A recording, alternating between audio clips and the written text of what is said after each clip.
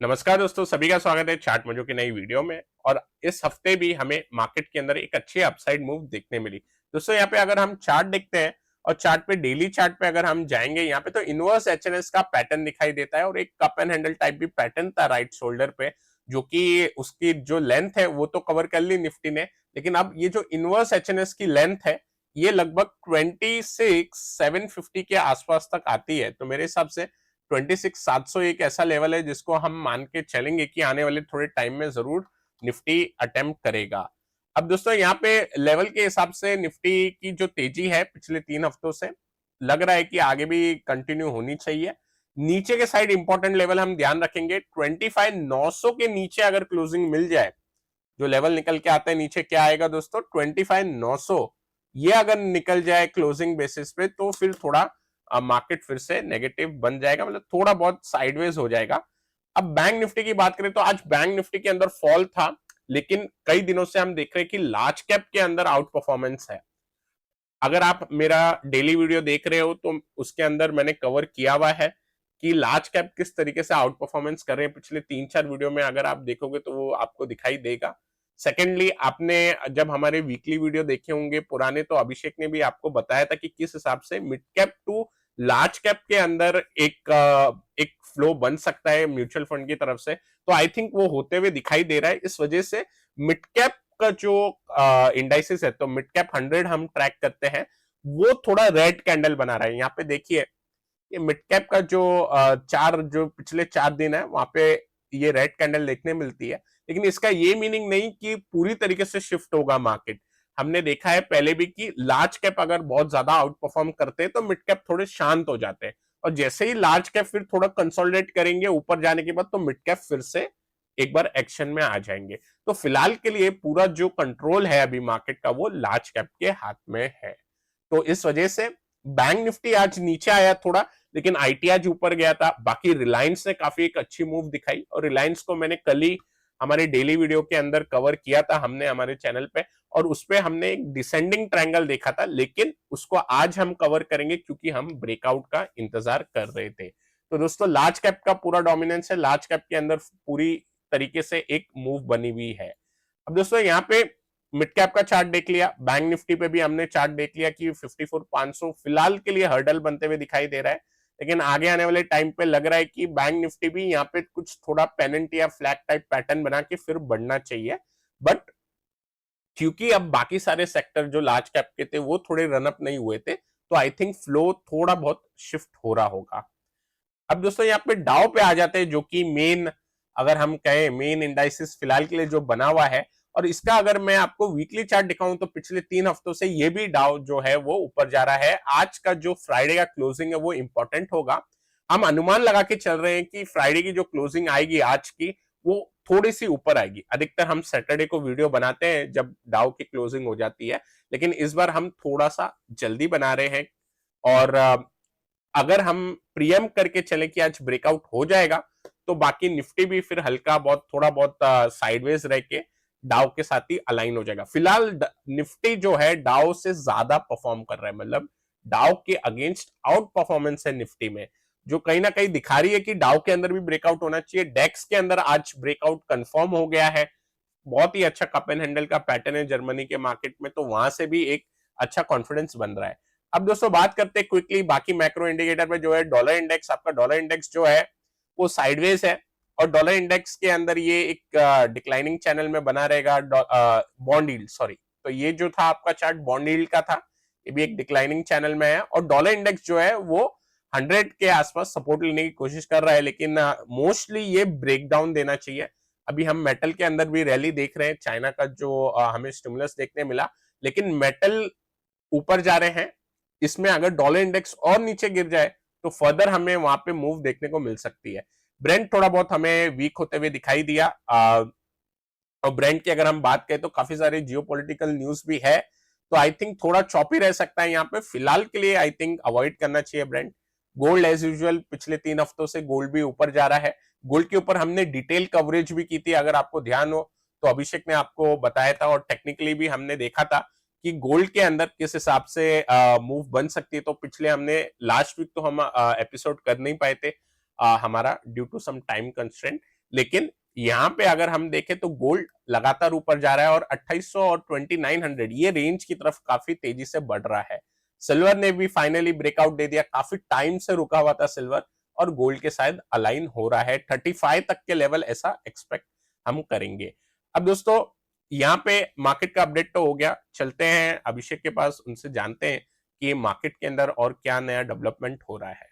Talking about the IPO, अभी market में दो बहुत ही बड़े आईपीओज आने वाले हैं जिनका डेट अभी अनाउंस नहीं हुआ है, and they are Hyundai motors and Swiggy.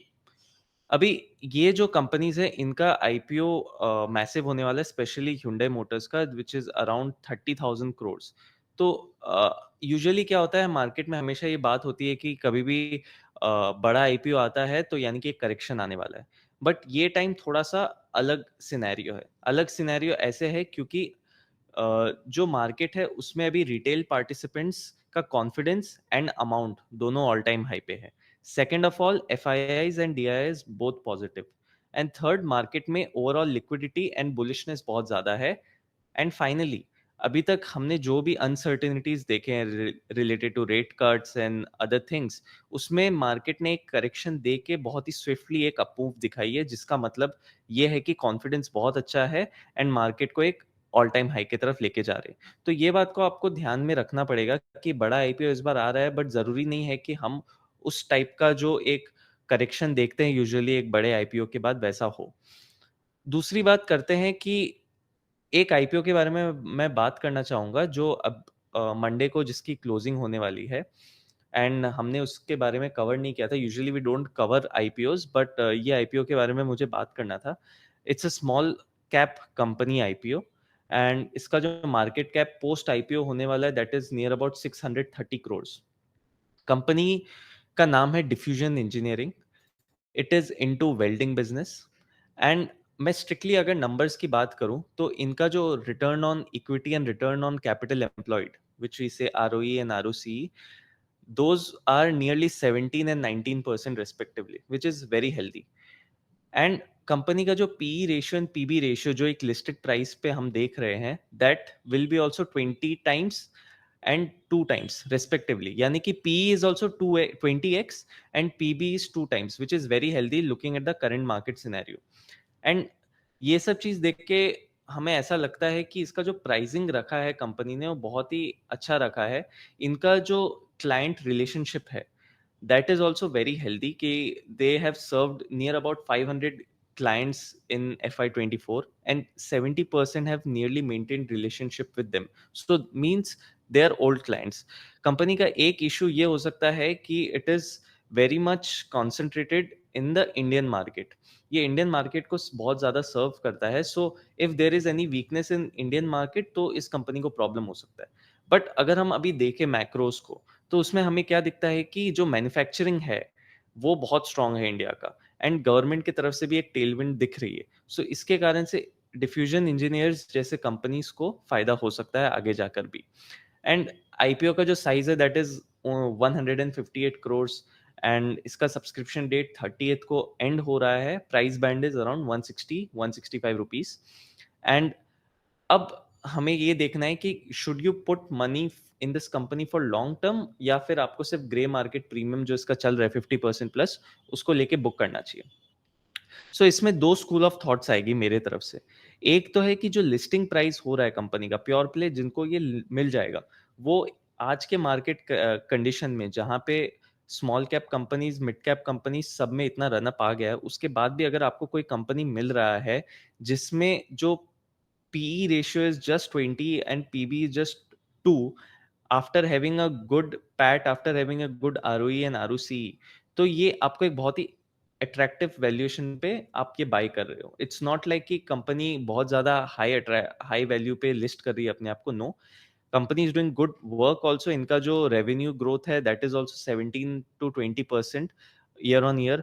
Company का EBIT growth is also 36-37% year on year. So ये सब नंबर्स देख के हम ये कह सकते हैं कि इनका बहुत अट्रैक्टिव वैल्यूएशन पे आ रहा है। So everyone who is getting this thing as listing gains, आप निकलना चाहते हो नहीं निकलना चाहते हो that's very personal, but in my point of view if you are getting this company then you can hold it also.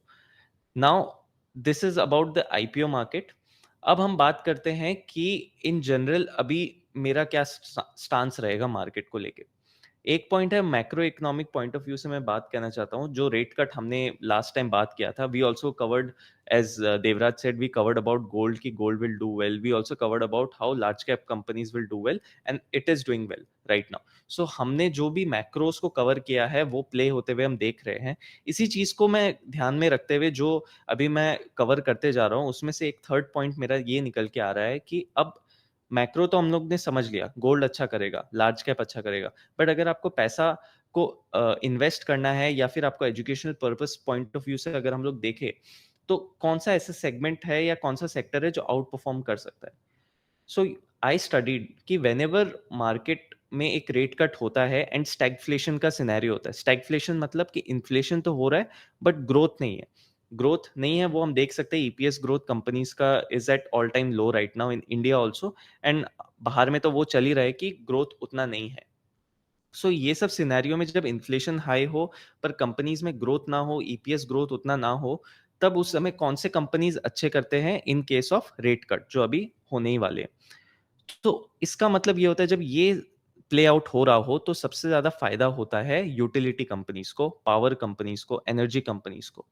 So Devraj, if you can put Nifty energy. मैंने इसका चार्ट एक्चुअली में देखा नहीं था, सिर्फ आज सुबह ही मैंने देखा था when I was researching about. Nifty energy is good.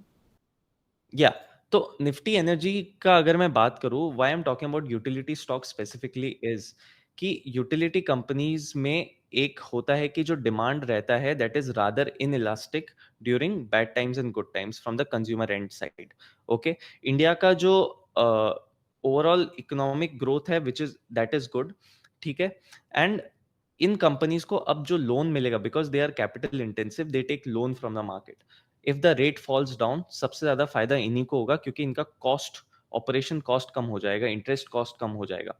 सो इनको ये फायदा होता है।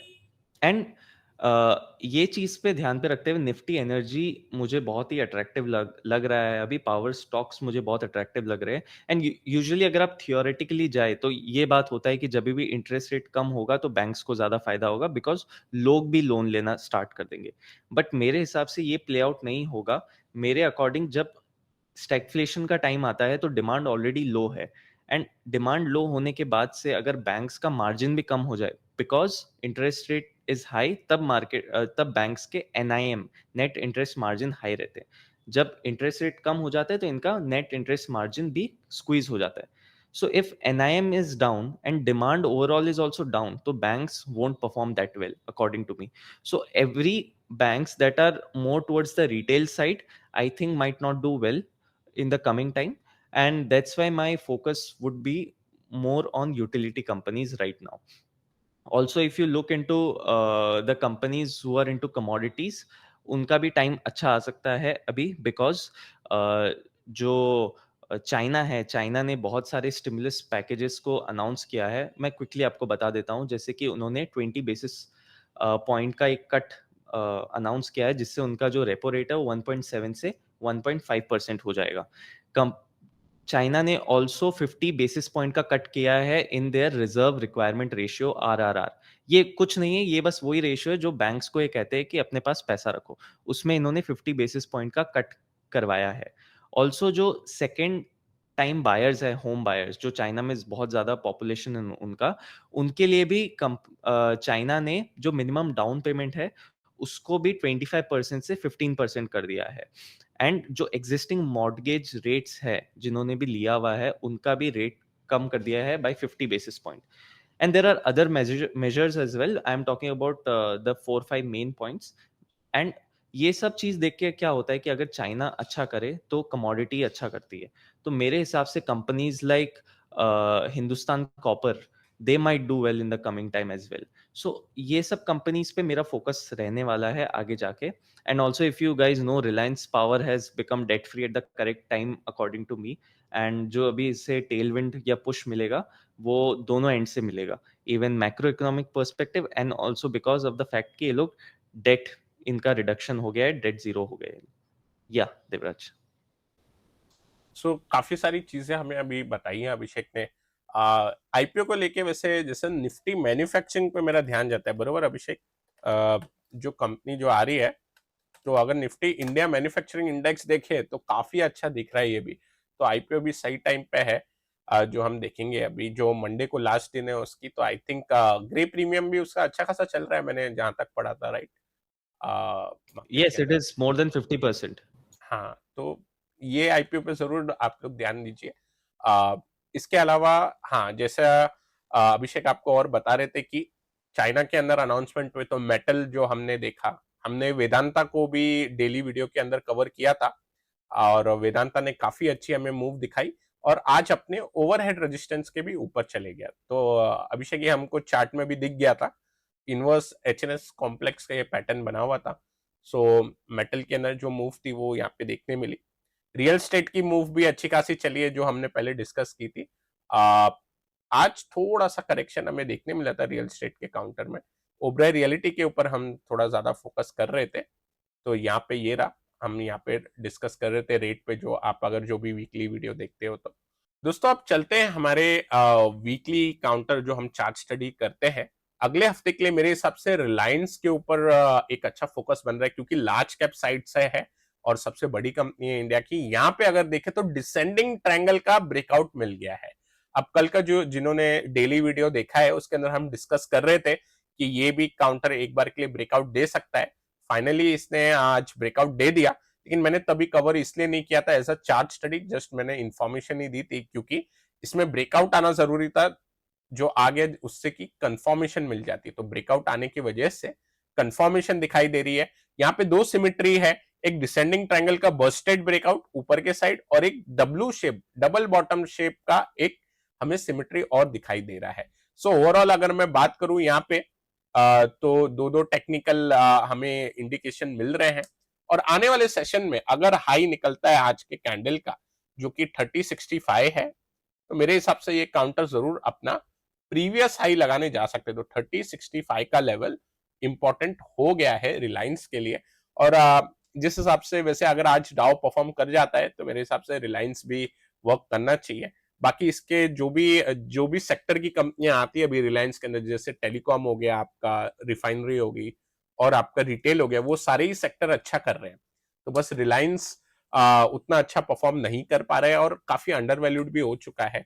आई थिंक ये वाला ब्रेकआउट पे हम जरूर फोकस करेंगे और इसको वॉच लिस्ट में जरूर रखना चाहिए। 3065 हमारा लेवल होगा।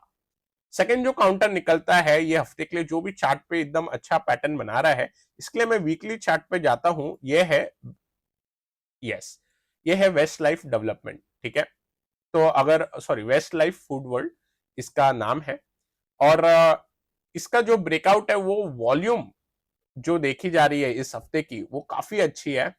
इनफैक्ट अगर मैं चार्ट का जो थोड़ा टाइम फ्रेम है वो बढ़ाऊं, तो हमें दिखाई देता है कि 2020 से जो आज की वीकली वॉल्यूम है वो काफी ज्यादा है। इनफैक्ट सिर्फ एक ही दिन हमें और वीकली वॉल्यूम ज्यादा देखने मिली थी, जो था 14 दिसंबर। ओके, उसके बाद second highest weekly volume on the breakout, breakout के समय काफी हाई वॉल्यूम देखने मिल रहा है। तो मेरे हिसाब से इसका जो हाई है आज का, ये भी इंडिकेशन दे देगा। 955 के ऊपर जाते ही मेरे हिसाब से ये काउंटर भी एक अच्छी अपसाइड मूव के लिए तैयार हो जाना चाहिए, क्योंकि सिमेट्रिकल ट्रायंगल पैटर्न का ब्रेकआउट है। लगभग एक साल हो गया है ये पैटर्न को बन के, क्योंकि ये वीकली चार्ट है, आप देख सकते हो यहाँ पे। तो ब्रेकआउट काफी अच्छा है और काफी समय बाद हो रहा है, बेस भी अच्छी स्ट्रांग बन गई है। एक हल्का सा ओवरहेड रेजिस्टेंस आपको 1024 के आसपास देखने मिलेगा, लेकिन मेरे हिसाब से वॉल्यूम जो दिखा रहा है ये काउंटर, तो आई थिंक एक ऑल टाइम हाई पे जरूर जाना चाहिए काउंटर। तो ये दो काउंटर रहेंगे नेक्स्ट वीक के हिसाब से चार्ट स्टडी जो हम करके जाएंगे। एक है रिलायंस और दूसरा है वेस्ट लाइफ फूड वर्ल्ड। तो ये दोनों पे जरूर फोकस रहेगा। अपार्ट फ्रॉम दिस अगर मैं बात करूं, तो बाय द वे दोस्तों, हमारा ऑप्शन बाइंग का मेंटरशिप प्रोग्राम नेक्स्ट मंथ से स्टार्ट हो जाएगा। नेक्स्ट मंथ के फर्स्ट वीक से ही हम स्टार्ट कर देंगे। और जो भी पार्टिसिपेंट्स या जो भी हमारे व्यूअर्स हैं जिनको अपनी ऑप्शन बाइंग की लर्निंग को फास्ट करना है, ऑप्शन बाइंग के साथ साथ ऑप्शन स्ट्रेटेजी भी उसके अंदर कवर करेंगे थोड़ी, तो जिनको भी फास्ट ट्रैक करना है अपना लर्निंग, जरूर उसके अंदर आप एनरोल कर सकते हैं। कोर्स का डिस्क्रिप्शन हम लिंक में दे देंगे और ये लाइव होगा आई मीन लाइव सेशन होंगे, रिकॉर्डेड भी होते हैं, लेकिन हर महीने हम कुछ ना कुछ मेंटरशिप प्रोग्राम के अंदर टॉपिक चेंज करते रहते। तो इस मंथ का आई मीन जो नेक्स्ट मंथ का मेंटरशिप का जो टॉपिक है वो ऑप्शन बाइंग का है। तो जो भी इंटरेस्टेड है वो जरूर इसे ज्वाइन करे। Yes Abhishek, anything else? No, I think we have covered everything mostly, और आज काफ़ी डेप्थ में हमने बहुत सारी चीज़ को कवर किया है। So let's see how the market goes for the next week. And yes, आप ऑप्शन बाइंग के जो हमारी मेंटरशिप प्रोग्राम है उस पे भी देखिएगा, उससे उसके डिटेल्स देखेंगे, क्योंकि Devraj is been doing option buying since a long time, and you will get to see up close his system, और वो बहुत ही फ्रूटफुल रहेगा किसी के लिए भी जो ट्रेडिंग करता है। And Y? बिकॉज ये इतने साल से ये कर रहे हैं, he has learn so many lessons, और इतने सारे मार्केट सिनेरियो को इसने देखा है कि वो चीज को ये कैप्चर कर पाता है, और आपको बहुत ही हेड स्टार्ट मिल जाता है। So you don't have to you know do the process of trial and error, and you can already learn from his experiences. Yeah, that's all from my end. Okay, तो दोस्तों I think this is it for the video. I hope आपको ये video पसंद आया होगा। पसंद आए तो जरूर लाइक करें, नए हमारे चैनल पे तो सब्सक्राइब करना ना भूलें। Till then take care, I will meet you in the next video.